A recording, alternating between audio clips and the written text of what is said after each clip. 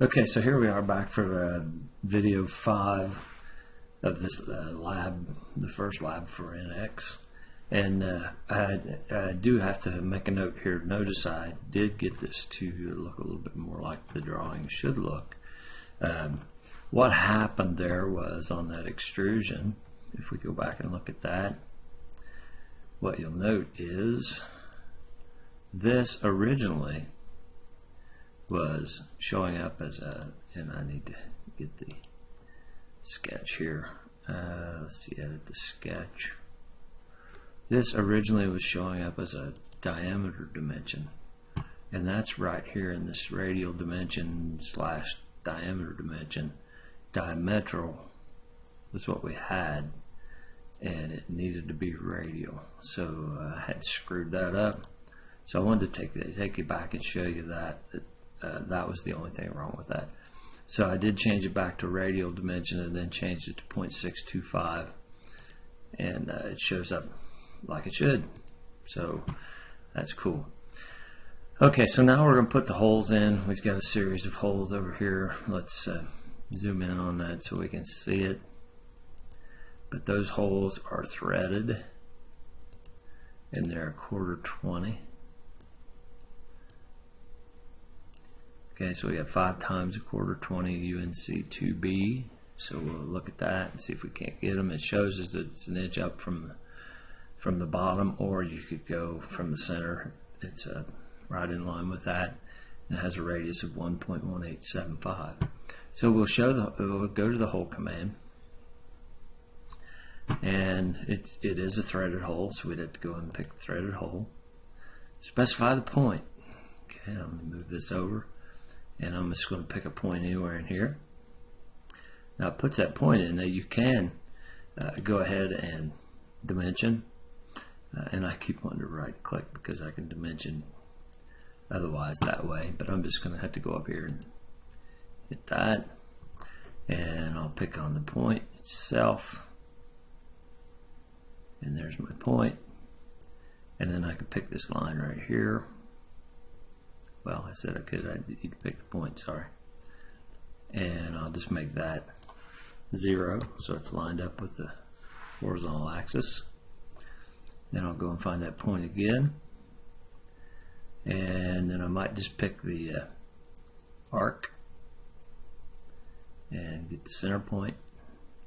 Again, let's see, here we go. The arc center is what I want. Okay, and there's that point, and I want that to be 1.1875,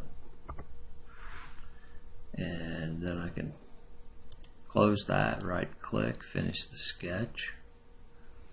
Okay, and there's the hole coming in. Now it is 1/4-20. We picked threaded, so it'll allow us to pick what we want. There's your 1/4-20.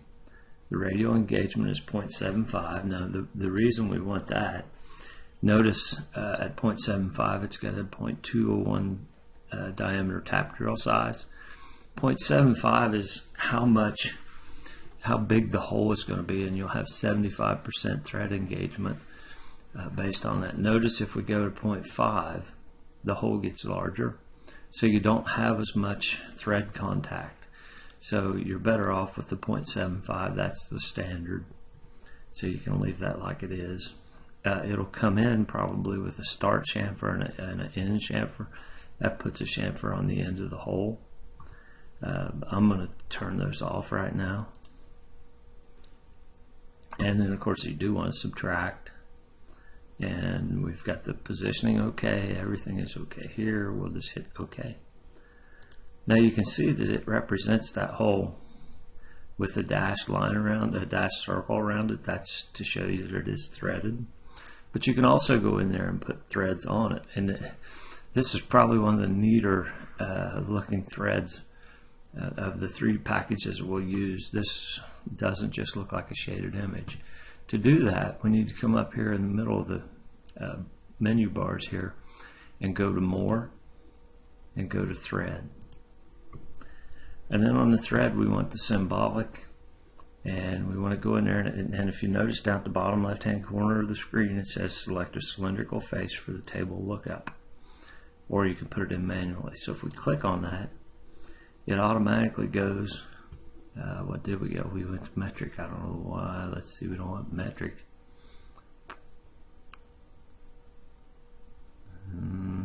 Oh, right here. We want unified. It is a unified thread. So there you see the quarter 20 UNC. And what else? Anything else there? I think that's about it. We'll stick with symbolic. I believe everything's okay. There's your major diameter, your minor diameter, your pitch. That's 1 divided by 20. That's 1 divided by the number of threads. The angle is 60 degrees. The tap drill size 209. And we hit OK. Oh, what happened there? Something, it shouldn't be 209. It should be 201 here.